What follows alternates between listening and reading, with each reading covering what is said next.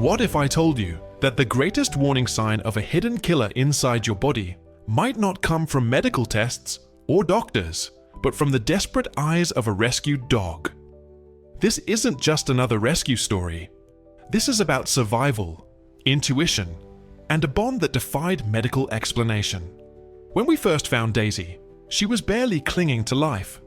Our rescue team received an urgent call about an abandoned golden retriever mix discovered in horrific conditions. As we arrived at the scene, the sight was heartbreaking.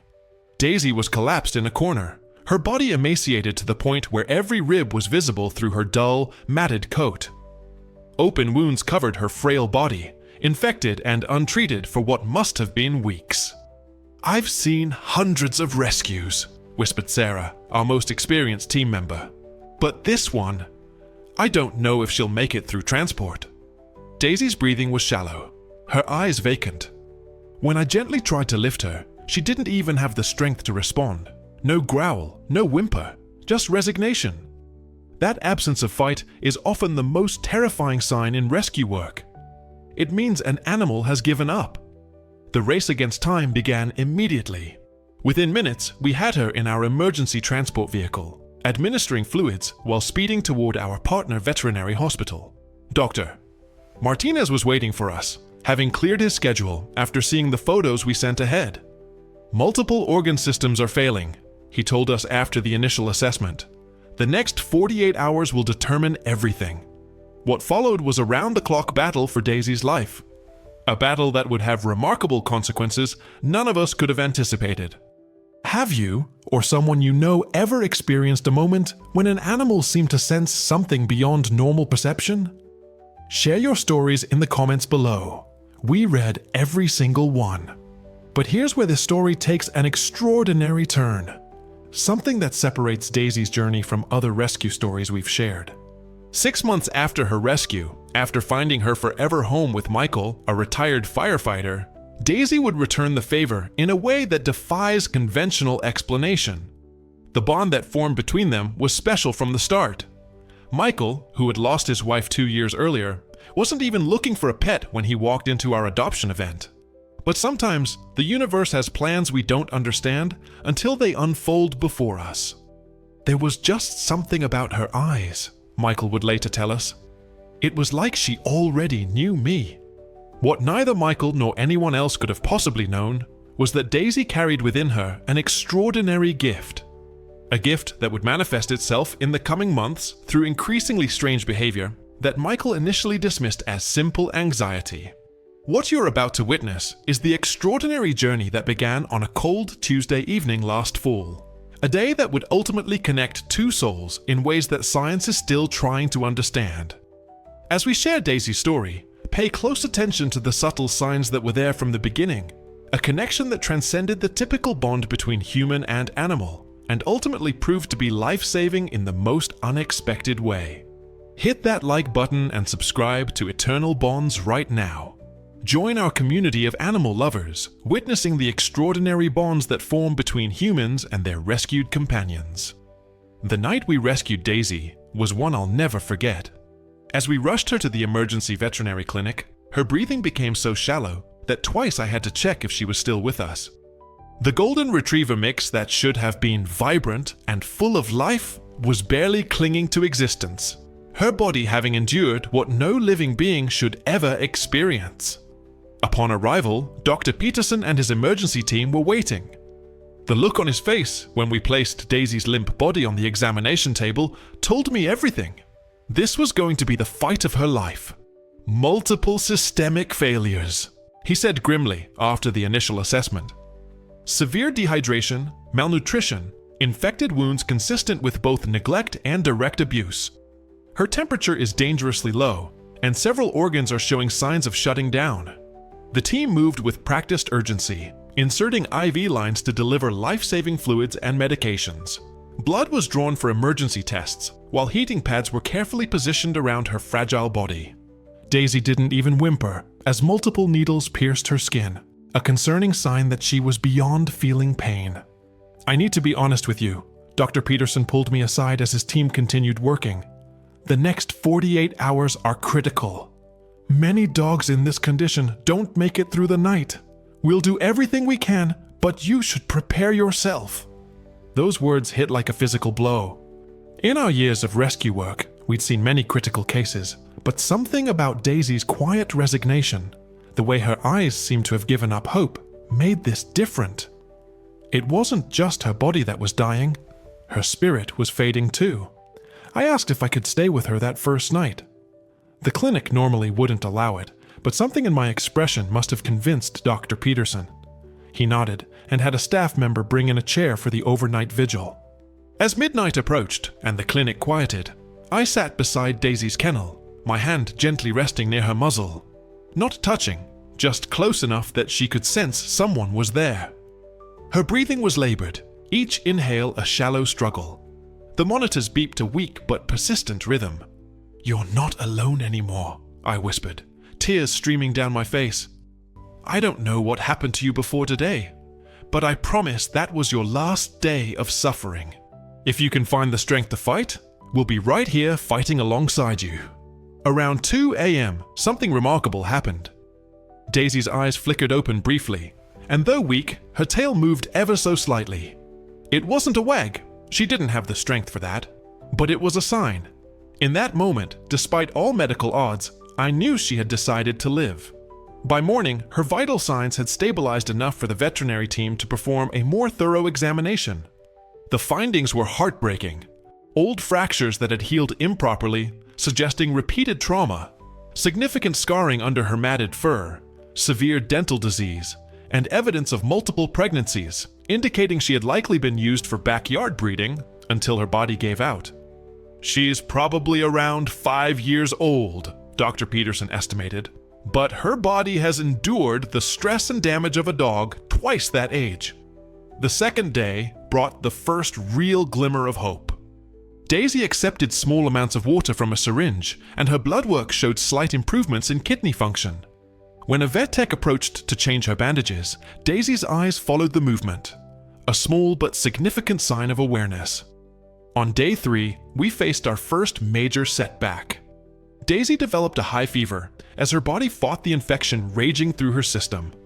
For almost 12 hours, we watched anxiously as the medical team worked to bring her temperature down. Several times, the monitors alarmed as her vitals dipped into dangerous territory.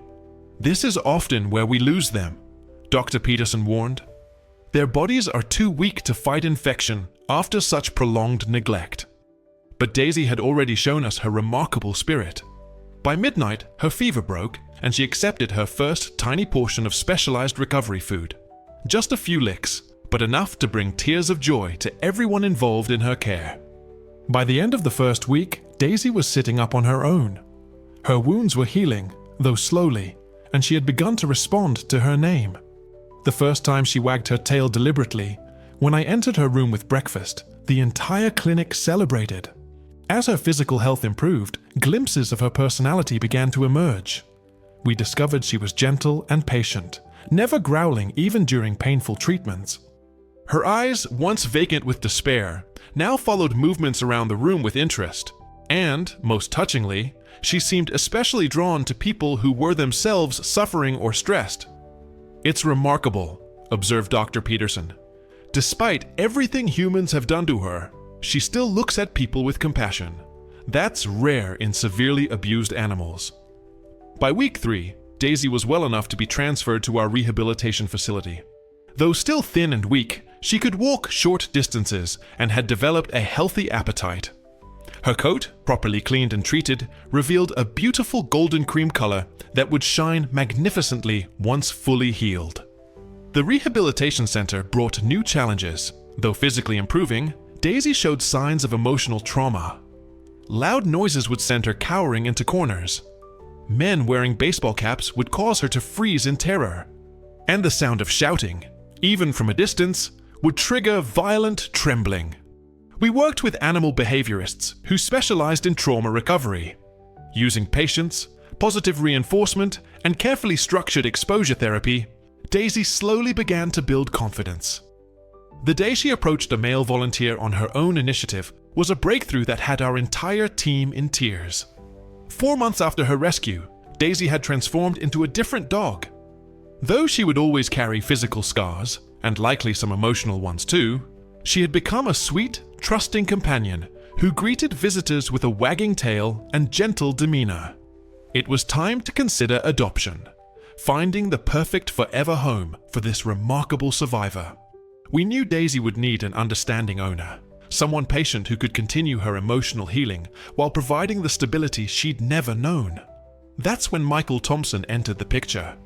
A retired firefighter looking for companionship, Michael came to our adoption event with no specific dog in mind.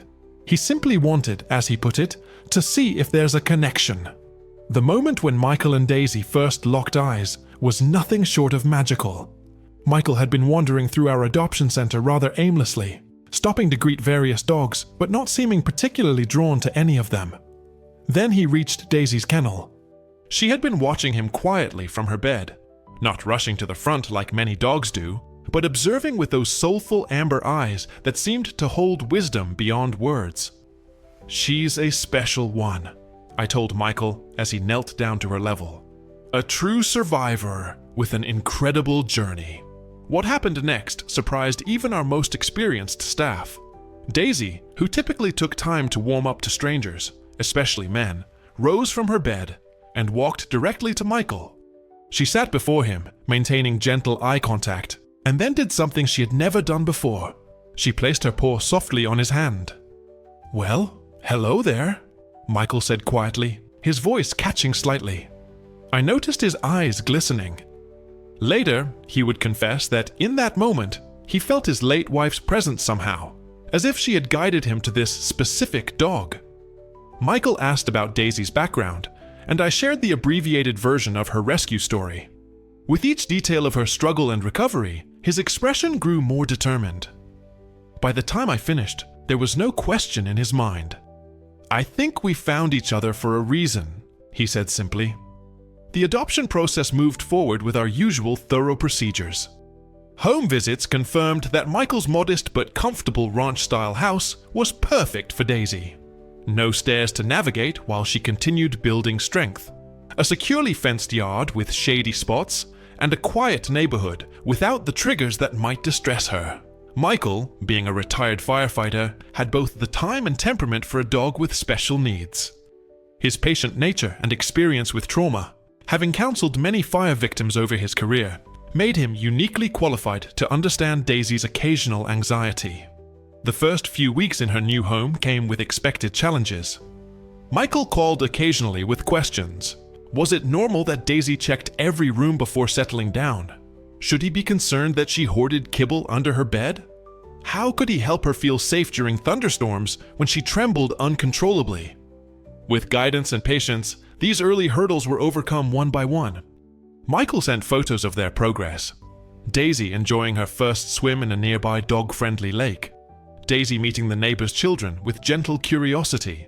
Daisy finally sleeping, stretched out in the middle of the living room carpet, a position of complete vulnerability that showed her growing sense of security. 3 months into their life together, Michael and Daisy had established comfortable routines. Morning walks, afternoon training sessions where Daisy continued to learn basic commands she'd never been taught, and evenings spent with Daisy resting her head on Michael's lap while he read or watched television. Michael's occasional bouts of loneliness since his wife's passing had been replaced by the comforting presence of his new companion. "She's not just a pet," Michael told me during a follow-up call. "She understands me in ways I can't explain. It's like she knows exactly what I need before I do." Those words would prove more prophetic than either of us could have imagined. Their bond had grown in ways neither could have anticipated. Michael often remarked how Daisy seemed almost human in her understanding, how she'd bring him his slippers unprompted on cold mornings, or how she'd rest her head on his knee precisely when memories of his late wife surfaced. "It's like she can read my mind," he'd say during our check-in calls. What we didn't realize was that Daisy wasn't just reading his mind. She was reading his body in ways modern medicine would soon validate. It began subtly, around the 4-month mark. Michael mentioned casually that Daisy had started behaving a bit clingy. She would follow him from room to room more insistently than before. When he sat down, she would press her body against his legs or rest her head on his chest rather than simply lying nearby. "It's probably nothing," he said. Maybe she's just feeling more secure and showing affection. I agreed that increased attachment was common as rescue dogs settled into their forever homes. But then Michael reported something more unusual. Daisy had begun to paw at a specific spot on his chest, sometimes with enough intensity to wake him from sleep. She would stare at that area with unnerving focus, occasionally whimpering softly. "She's never done anything like this before," Michael said, sounding slightly concerned. "Is this some kind of behavioral regression? Should I be discouraging it?" While unusual, the behavior wasn't immediately alarming. I suggested monitoring it while continuing their normal routines, thinking perhaps Daisy had detected an interesting smell on a particular shirt or was developing a quirky habit as her personality continued to blossom in her safe environment. 2 weeks later, Michael called again. The behavior had escalated. Now, Daisy would place herself between Michael and the door when he prepared to leave the house, something she had never done previously. During their walks, she began pulling toward home after just a short distance, contrary to her usually enthusiastic exploration. Most concerning, she had started waking him in the middle of the night, barking urgently at his bedside until he sat up. "It's like she's trying to tell me something, but I can't figure out what," Michael said, frustration evident in his voice. "She seems fine otherwise, eating well, playing with her toys when I initiate. But this focused attention on me feels deliberate." Having worked with rescued animals for years, I'd heard stories of dogs detecting health issues in their owners. These accounts often seemed anecdotal, perhaps coincidental. But something about the progressive nature of Daisy's behavior change triggered my concern. "Michael," I said carefully, "this might sound strange, but have you had any health issues recently? Even minor ones you might have dismissed?" There was a pause on the line. "Well, I've been a bit more tired lately," he admitted. "And I've had some indigestion, but I figured that's just part of getting older." I suggested, as gently as possible, that it might be worth scheduling a checkup with his doctor, just as a precaution. Michael laughed it off initially, but promised to think about it. A week later, Daisy's behavior reached a critical point. In the middle of the night, she began barking frantically, pulling at Michael's blanket, and then at his sleeve when he tried to calm her. When he finally got up, thinking she needed to go outside, she blocked the bedroom door, refusing to let him pass. When he attempted to move her aside, she grabbed his pajama sleeve in her mouth and pulled him towards the phone on his nightstand. It was the strangest thing. Michael told me the next day. She wouldn't stop until I picked up the phone. She sat there staring at me, like she was waiting for me to do something specific. I've never seen anything like it. Thoroughly unsettled by this incident and Daisy's increasingly agitated state, Michael finally agreed to see his doctor. He made the appointment mainly to ease his own mind and to see if Daisy's behavior would calm down afterward. What happened next would change both their lives forever. The doctor listened to Michael's description of his mild symptoms. Increased fatigue, occasional shortness of breath he'd attributed to age, some discomfort he'd been treating with over-the-counter medications. When Michael somewhat sheepishly explained that he was really there because of his dog's strange behavior, he expected polite skepticism. Instead, the doctor decided to run a comprehensive panel of tests, just to be thorough. 2 days later, Michael sat nervously in his doctor's office, waiting for the test results. He hadn't slept well since the appointment, his mind replaying Daisy's strange behavior over and over. What if he was overreacting? What if this was all just coincidence? A quirky habit his rescue dog had developed? Yet something about Daisy's persistence, the desperate urgency in her eyes, had shaken him deeply. "Mr. Thompson," Dr. Anderson said as he entered, his expression unreadable.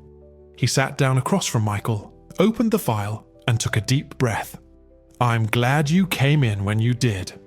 The words hung in the air for a moment before their weight fully registered. "We found something concerning in your chest x-ray and blood work," Dr. Anderson continued, his tone now gentle but serious. "There's a mass in your left lung that requires immediate attention." Michael felt the room tilt slightly. "A mass? You mean cancer? We'll need a biopsy to confirm, but yes, that's what we're concerned about. Given the location and your symptoms, which you mentioned were quite mild, this would have likely gone undetected for months. By the time more obvious symptoms appeared, the doctor trailed off, not needing to finish the thought. Michael sat in stunned silence. All he could think about was Daisy, her desperate pawing at his chest, her refusal to leave his side, her middle-of-the-night insistence that something was wrong. Somehow, this dog he had rescued less than a year ago had sensed something medical instruments and trained professionals had only just discovered. This doesn't make sense, Michael finally managed. How could my dog know this before anyone else? Dr. Anderson leaned forward, his professional demeanor softening. You know, this isn't the first time I've heard something like this. There's growing scientific evidence that some dogs can detect certain diseases, including various forms of cancer. They have olfactory abilities that are exponentially more sensitive than ours, up to 100,000 times more acute. So Daisy could... Smell the cancer? Michael asked, trying to process this information. It's possible. Cancer cells release different metabolic waste products than healthy cells. Some studies suggest dogs can detect these compounds even when they're present in extraordinarily low concentrations. There's actually research being done to train dogs specifically for cancer detection. The extraordinary connection between humans and animals continues to reveal itself in ways science is only beginning to understand. Have you ever witnessed your pet showing unusual concern that turned out to be meaningful?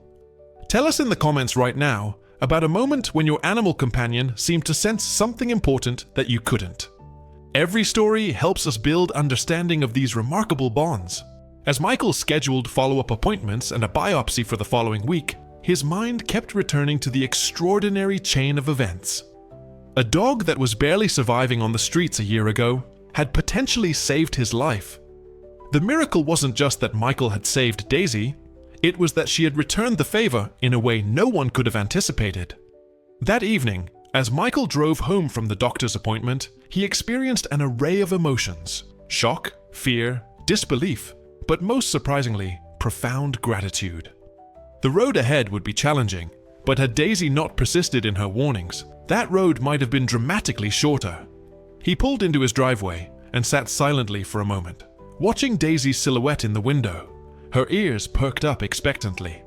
How do you thank someone who can't understand the words, "You saved my life"?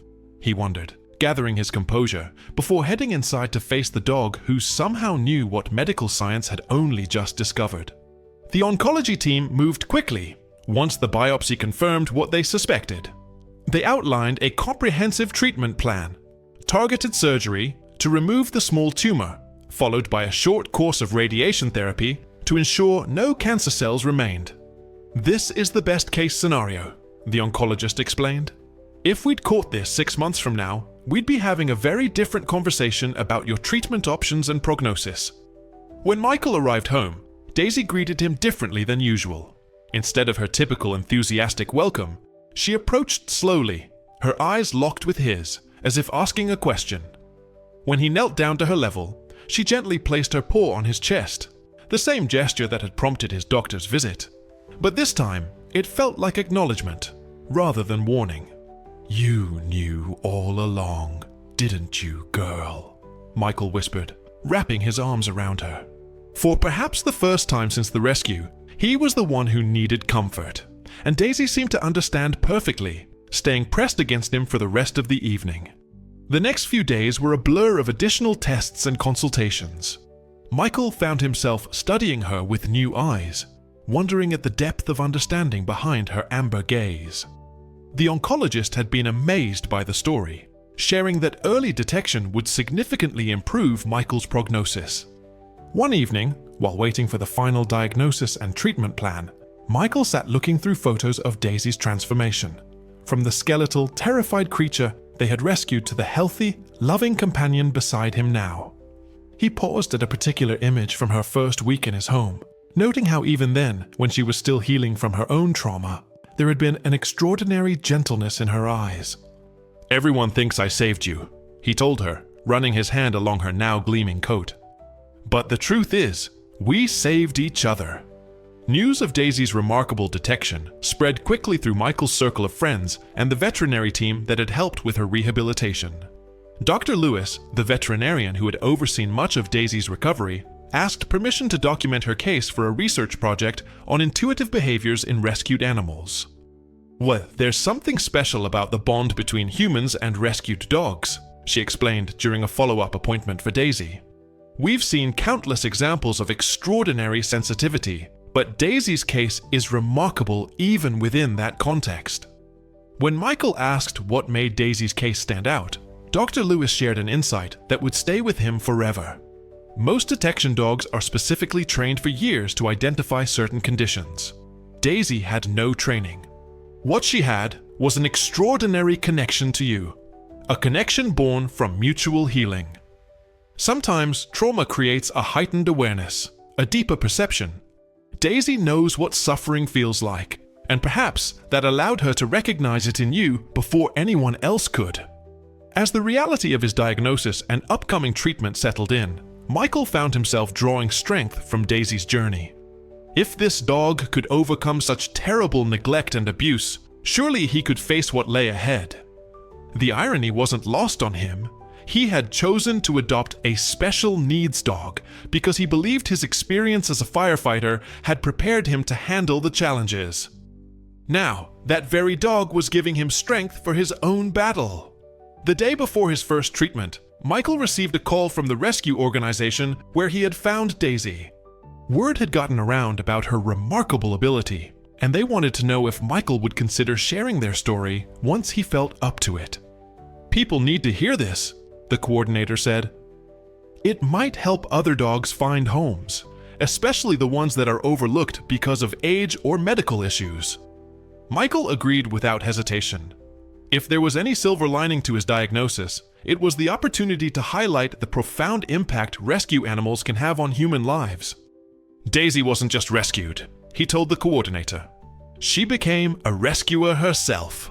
That evening, as the sun set on the day before treatment would begin, Michael sat on his back porch with Daisy curled beside him.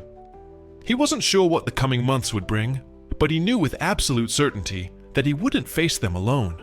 This faithful companion, once abandoned and left to die, had become his guardian, his warning system, his comfort.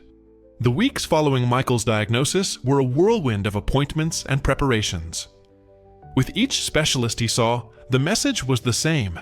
He was incredibly fortunate that the cancer had been caught so early. As one oncologist put it, most patients with this type of lung cancer don't come to us until they're experiencing significant symptoms. By then, we're often dealing with stage 3 or IV. That evening, as Michael researched lung cancer treatment options online, Daisy remained unusually close, her head resting on his lap. He found himself regularly pausing to stroke her soft ears, drawing comfort from her steady presence. The irony wasn't lost on him. He had originally adopted Daisy thinking she needed him, never imagining how profoundly he would come to need her. Michael called his daughter, Sarah, who lived 3 states away, to share the news. He'd been dreading the conversation, knowing how worried she would be, especially living so far away. "Dad, I don't know what to say." Sarah's voice trembled over the phone after he explained everything. Then, after a pause, "Thank God for Daisy." "I know," Michael replied softly. "Who would have thought that the scraggly, terrified dog we rescued would turn around and save me?" Sarah insisted on flying in for his first treatment, but Michael assured her he'd be fine. "I've got quite the furry nurse here," he said, watching as Daisy's ears perked up at his lighter tone.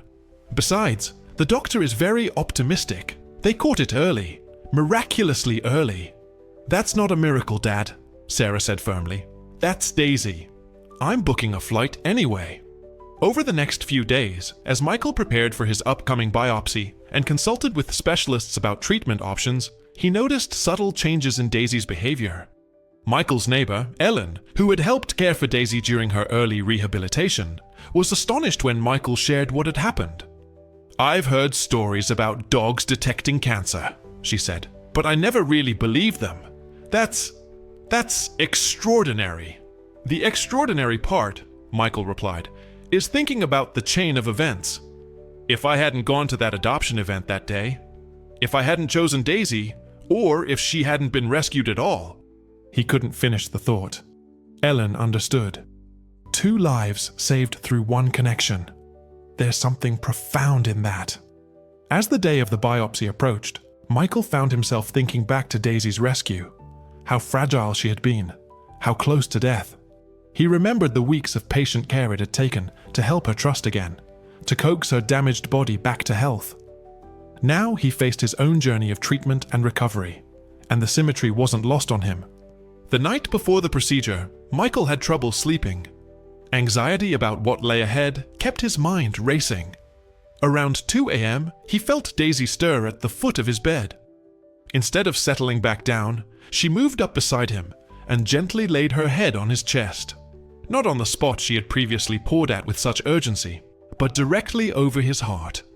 The simple gesture carried such profound comfort that Michael felt the tension begin to dissolve. "We're going to get through this together," he whispered into the darkness. "Just like you did." 6 months after the diagnosis, Michael sat in Dr. Anderson's office receiving news he had scarcely dared to hope for. The treatment had been successful. The small tumor, caught at such an early stage thanks to Daisy's remarkable instincts, had been completely removed, and follow-up scans showed no signs of cancer.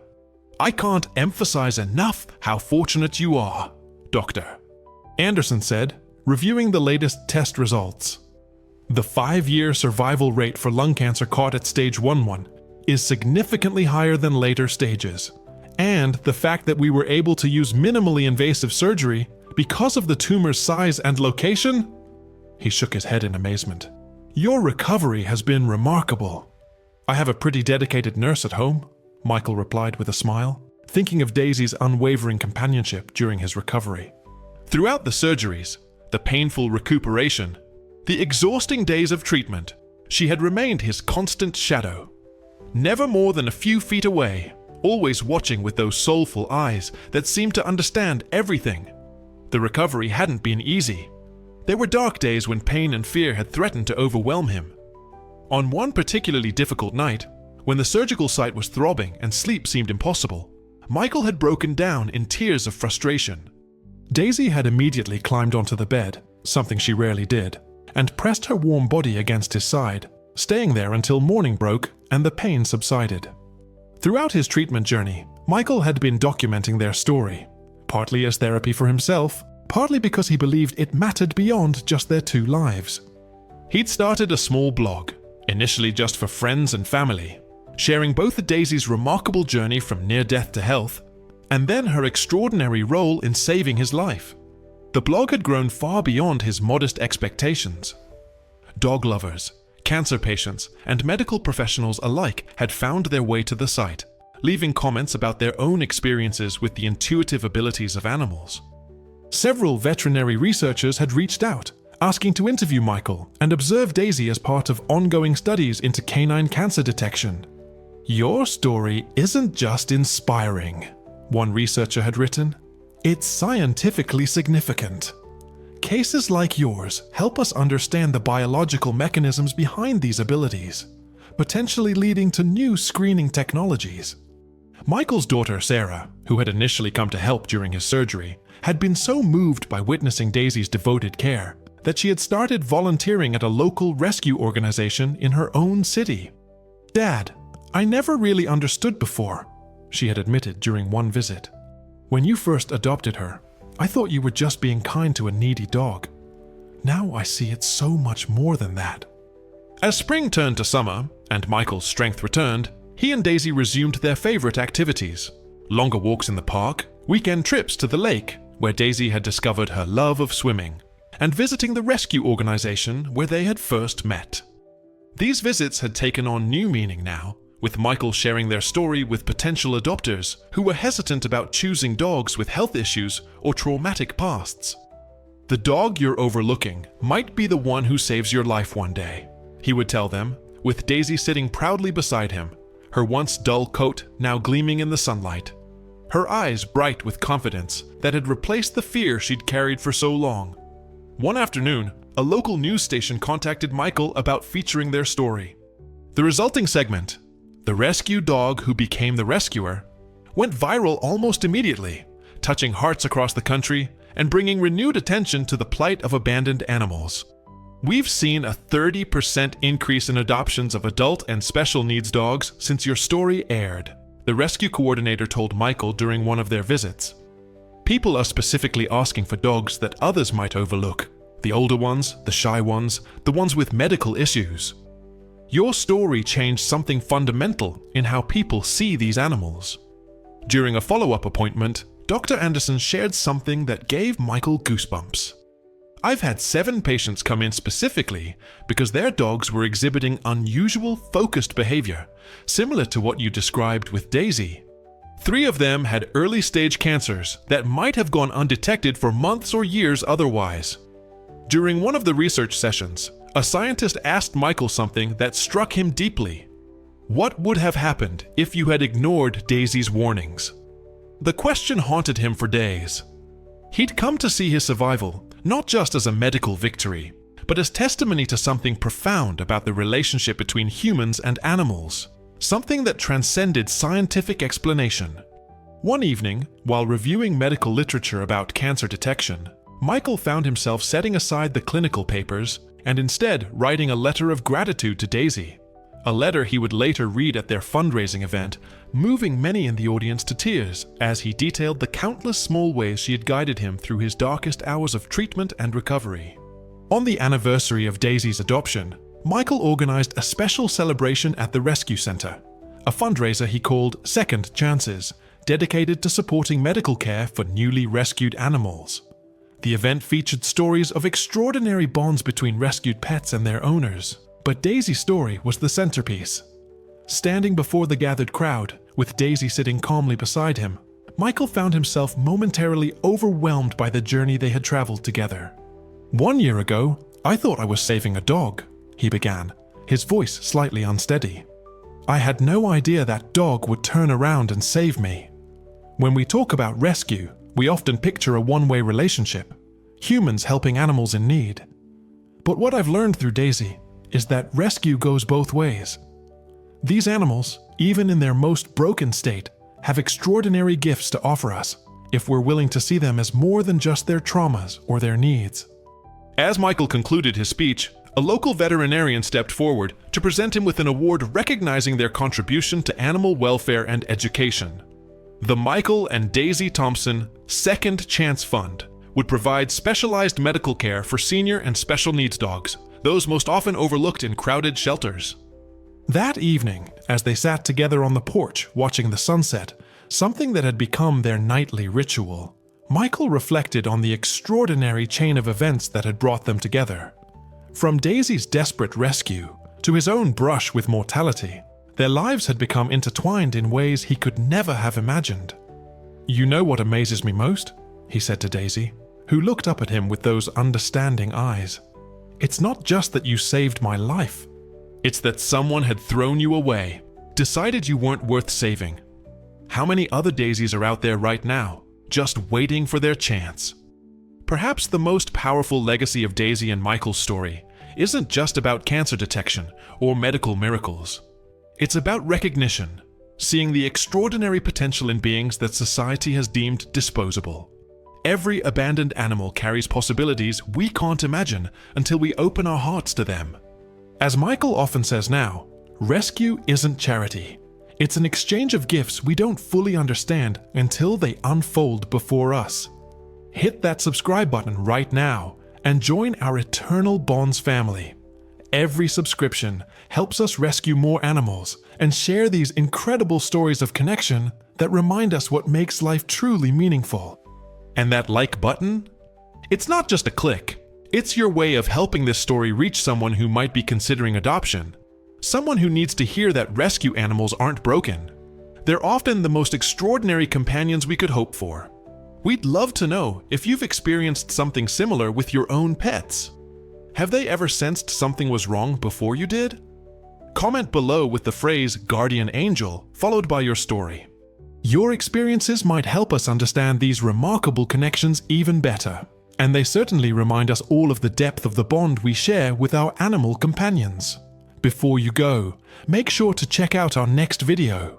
We're featuring another extraordinary rescue story that challenges everything we thought we knew about animal intelligence and emotional capacity. This one left our entire rescue team in tears, and the unexpected twist at the end might just change how you see animal consciousness forever.